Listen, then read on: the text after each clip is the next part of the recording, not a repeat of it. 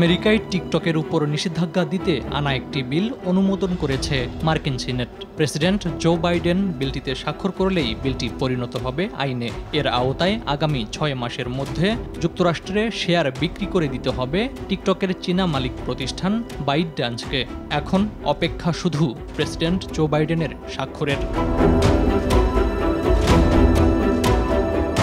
জনপ্রিয় video sharing app TikTok নিষিদ্ধ হওয়ার পথে যুক্তরাষ্ট্রে এ পদক্ষেপকে শক্তভাবে বিরোধিতা করেছে বেইজিং। যুক্তরাষ্ট্রের এ পদক্ষেপের বিরুদ্ধে আইনি লড়াইয়ে নামার সিদ্ধান্ত নিয়েছে কোম্পানিটি। যেদিন মার্কিন প্রেসিডেন্ট এ আইনে স্বাক্ষর করবেন সেদিনই এর বিরুদ্ধে মামলা করার কথা জানিয়েছে বাইটড্যান্স কোম্পানির মার্কিন শাখার কর্মকর্তা এবং টিকটকের পাবলিক পলিসি বিভাগের প্রধান মাইকেল বেকারম্যান।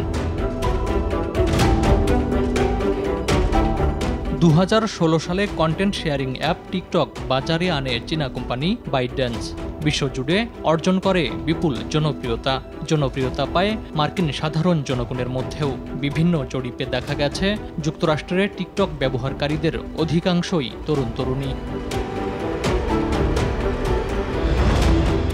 2021 সালে টিকটকের বিরুদ্ধে নাগরিকদের স্পর্শকাতর ব্যক্তিগত তথ্য চুরির অভিযোগ আনে যুক্তরাষ্ট্র। একই বছর অ্যাপটি ব্যবহারে নিষেধাজ্ঞা দেওয়া হয় মার্কিন সেনা কর্মচারীদের। পরের বছর দেশটির অন্যান্য সরকারি কর্মচারীকেও একই নিষেধাজ্ঞা দেওয়া হয়। আর এবার পুরো দেশ জুড়ে সবার জন্য টিকটক নিষিদ্ধ করতে যাচ্ছে দেশটি।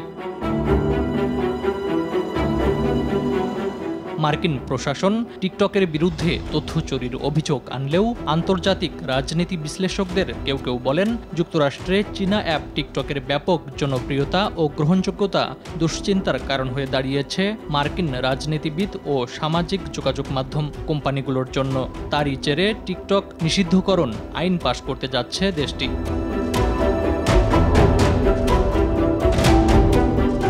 ফারুক হোসেন, RTV।